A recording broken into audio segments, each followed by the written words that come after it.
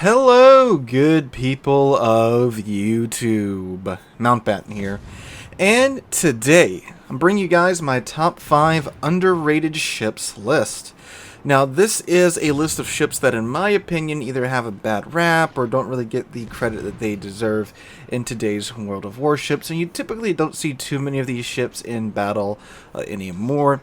And if you typically do find someone playing these ships, it's either where they're stuck on the grind through the ship, or they're actually someone that does enjoy the ship, and they are, well, one of those few that you don't want to run into when playing those ships. But anyway, if you do find yourself enjoying this video, make sure you drop a like, leave a comment in the comment section down below. Just help out on the YouTube side of things. Oh, and these ships, this is a mix of Techline ships and premium ships as well. So we're talking about both Techline and premium ships in this video. Without any further delay, let's go ahead and get on into it. Coming in at number 5, we have the Tier 9 German Techline battleship, the FDG. Now, the FDG is a ship that has had a pretty bad reputation in this game for some time, because honestly, back in the day, this ship was absolutely miserable. I made the very, very majorly bad mistake of free XPing through the Bismarck and grabbing the FDG. There was an event going on, I can't remember exactly what it was, but it was an event where the conversion rate for XP to free XP was, well, quite generous, so I only needed, I think, like 50,000 XP to get done with the Bismarck, so I rushed through the Bismarck grind, converted the last 50,000 XP, and then I got the FDG, and this is old FDG, back when her guns couldn't hit crap, and even if they did, it was quite mediocre, just a big old ship, big old target, got farmed down a lot, and I suffered through her quite a bit before finally getting the Gross Occur first. Now, the FDG today has gone through several major buffs. They gave her a buff to her reload time, they buffed her AP performance, and I think about a year or two ago, the German battleships were given the dispersion ellipse of the American battleships, to where their dispersion was finally not that insane shotgun dispersion, where you would aim at a ship 4 kilometers from you, and your shells would literally crisscross each other, but still miss the target ship. So today she's a lot more consistent with her main battery guns, and this is what's neat about this kind of identity shift that the mainline German battleships have had. The mainline, typically now, you want to build into their reload, because you can get the main guns on the mainline German battleships, especially the FDG and the Preußen, down to around 20-second reload, which is pretty darn good. And again, they did buff the accuracy of these ships, so now with the FDG you can play her as a main battery battleship and have a pretty darn good time. But what's cool too is if you want to play them like the old school German battleships, you can still put a secondary build on this ship, and she still works pretty darn well if you can get into a brawling situation. Of course, brawling today is something that doesn't really happen too much anymore, unfortunately, but if you can get into those situations, she's still pretty darn good at it. Of course, we've had several new premium and Techline ships that are better than her at her tiers, like the Pommern's a better brawler, and then the Ruprecht is, of course, the Battlecruiser Techline Tier 9 is a better brawler than her, but she can still hang in there. She still has that great German armor, the German secondaries, and again, pretty quick reload on her main battery gun, so she's pretty decent at that. Has hydroacoustic search as well. So the FDG, while definitely not a shining example of a brawling battleship, one that unfortunately has the tainted reputation of being a terrible battleship, but in my opinion is not the case anymore. Moving down to number 4, we have the American Tier 8 Premium Light Cruiser, the San Diego. I am really surprised we don't see more of this ship in battle. I play a lot of Tier 8 and above, and it's really not too often that I see this ship in game, which is a big shocker because this ship is just really good in my opinion. If you enjoyed the Atlanta playstyle, she's essentially an upgraded Atlanta. She has thicker armor, she gets a heal, she gets the reload booster, and DFAA. Now, she doesn't get an unlimited charge of DFAA like the Atlanta, and she's also equipped with sap shells, which are quite good if you haven't been playing this game recently.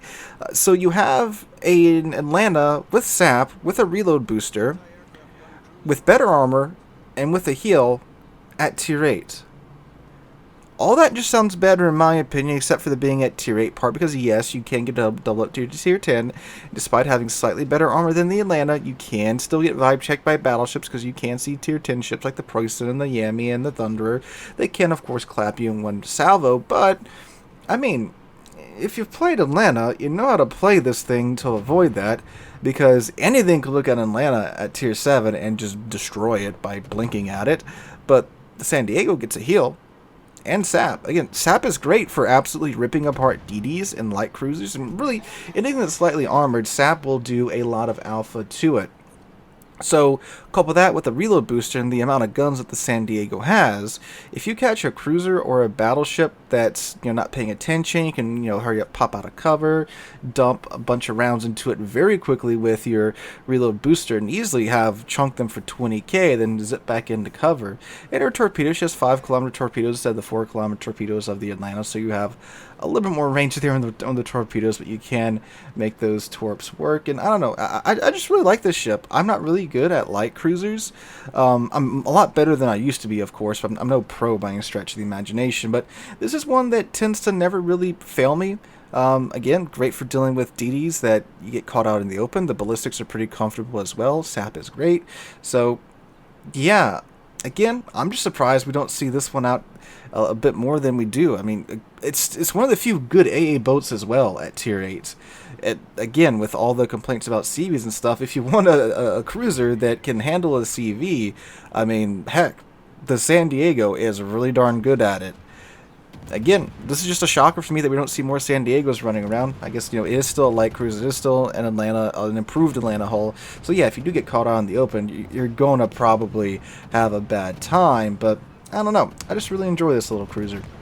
Alright, going down to number 3, we have the tier 8 tech-line British battleship, the Monarch. Now, the Monarch is a battleship that has just like the FDG, a very poor reputation. And she has gotten some slight buffs here fairly recently.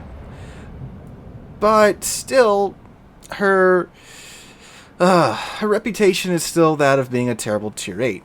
And I mean, I can see why. This is a King George V hull that has the same amount of HP as a tier 7 battleship. And yeah, okay, I can see that, it's low on the HP side, doesn't get the super heal. But I mean, like, you still have 9 15-inch guns with a mid-20s reload time with British BBHE, and yes, her detractors will be quick to point out that it's not as good of HE as the King George V, but I mean, you still get 15-inch guns at tier 9 with a mid-20s reload. Like that's a lot of firepower to have. And it is still better, far better than average HE that you have here in the Monarch. So, for a game whose meta has devolved to a lot of, especially in higher tiers, games that take place at longer ranges for a vast majority of the game, where you typically have, either the battleships with big guns trying to snipe you, or HE spamming cruisers trying to spam you from their max range. It's really frustrating for tier 8 battleships because, tier 8 battleships, you're not quite there yet where you can accurately hit your shots at range. You're on the cusp of being able to do that, to where you can constantly land shells on target if your aim's well enough. Like the North Carolina. It's one of the reasons why she's considered to be such a good battleship, because she's a tier 8 that can accurately hit stuff at range. The other tier 8 battleships, again, you're not quite there yet. But with the Monarch, you can load that HE, and you don't have to, have your shells go exactly where you aimed. But as long as you can get shots on target with the HE, you're doing good HE alpha, you got a good fire chance, you have a really good reload, you have 9 guns. So she's typically quite good at burning down a ship at longer range.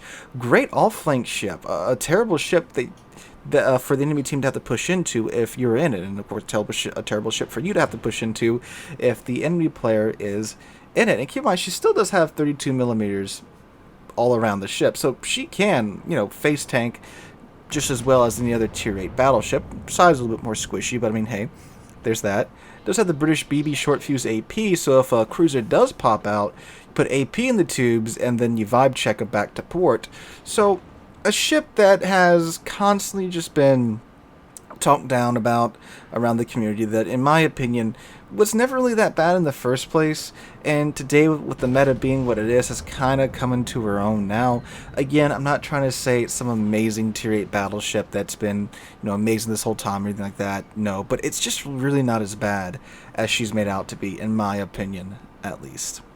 Going on down to number 2, we have the Tier 9 Premium Italian battleship, the Marco Polo. Now, the Marco Polo, well, still currently, she is the largest gunned SAP-equipped ship in the game. She has 9 16-inch guns with SAP. Of course, we've got that new crazy Tier 10 Italian battleship cruiser coming out that has 18-inch SAP, but we'll see if that thing survives testing intact.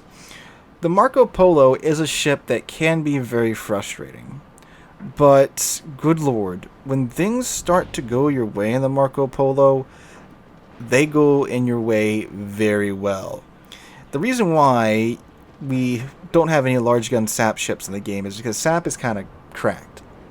The alpha that it's able to do is insane, and this ship, if you get a decent roll, we're talking 18 or 20k without doing any citadel damage, just pure pin alpha with the SAP. I've gotten several instances where I've been blessed by RNG and all 9 shells have hit. I hit an angled Jean bar for 32,000 damage once in this ship. Now again, every salvo's not like that. Tend to be when you get favorable RNG, you'll get 18 to 20k fairly easily against angled battleships. Against cruisers that choose to face you, good lord. You will usually just outright remove most of their HP, if not delete them outright. Granted, this is from closer range. The accuracy isn't all that at medium to long range, and it does have a 36-second base reload time, which is absolutely miserable. Which, of course, leads to her being considered to be a pretty terrible premium ship. But I mean, like, if you can get within medium to closer-ish range, I mean, that SAP is really nasty.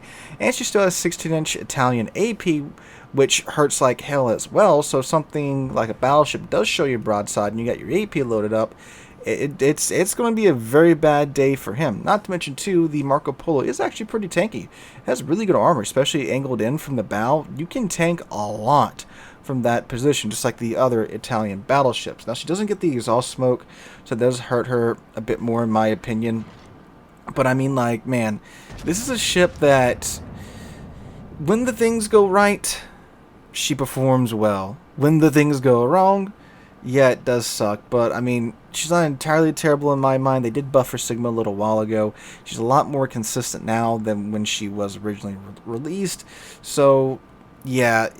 Am I saying go pick her up right now? No. But I am saying, like, if you get her in a container or something, give her a fair shake, and you'll see that she can do you well when, of course, the cards fall right. But you can say that about a lot of ships in this game as well. Alright, moving on down to number 1. We have the one, the only, the Khabarovsk. The Khabarovsk, this used to be a tech line ship. She was replaced by a ship who shall not be named because she's not a worthy successor to the Khabarovsk, in my opinion. But she's now a resource ship for coal, and this is one of the first, if not the first, I think she is the first, run-and-gun DD. This is a ship that if you love playing like the Kleber or the Marceau, she is right up your alley. Slap W a couple of times, use your speed to your advantage. Unfortunately, they did nerf her range quite a bit because they had to balance the thing. She was a little cracked back in the day, but they did bonk her a little hard, in my opinion. 13.5 kilometers is the maximum gun range on the Khabarovsk, but man, with the speed and the ballistic advantage that you have with your guns, this thing is absolutely just a ton of fun to play. It's fun to juke shells and just basically you can see the other players, the enemy players, getting more and more frustrated as they try to hit you, and you just absolutely confound them by just slapping the brakes on while you have your engine boost going. She's fast. She's very quick to speed down or slow up. Speed down or slow up. very quick to speed up or slow down. Great acceleration, deceleration with the Khaba here, especially with the engine boost going. Her AP is actually what you want to use most of the time. She has some terrifying AP. It's Soviet AP. It's actually SAP. If you look in port, the name of the AP is SAP. So if anything shows you broadside, load your AP, aim for their upper belt for battleships or their extremities or their superstructure. And when they do get angled into you, load your HE on in. Doesn't have terrible HE, not great either, but definitely if you just do the the annoying mosquito thing, find the ship that's alone or the ship or two that's alone, just keep on pestering them, death by 1,000 paper cuts, and just running circles around them. A wonderfully fun ship in my opinion, but one that of course does still carry the reputation that she has post-nerf, where she got absolutely crushed by the nerf bat to where she's a garbage ship. But if you like run and gunning, a ship that will not let you down in my opinion, again especially if you have time on the Khaba or the Marceau. It's a very similar playstyle and just a fun boat in my mind. So guys, those are my top 5 underrated ships. Let me know what you guys' top 5 underrated ships are in the comments down below. Again, if you did enjoy the video, make sure to drop a like, leave a comment, subscribe to the channel. We're on our way to 50,000 subscribers, and I cannot thank you guys enough for that. Hope you guys have a wonderful Monday and a wonderful rest of your week. And as always, I hope to catch you guys in the next one.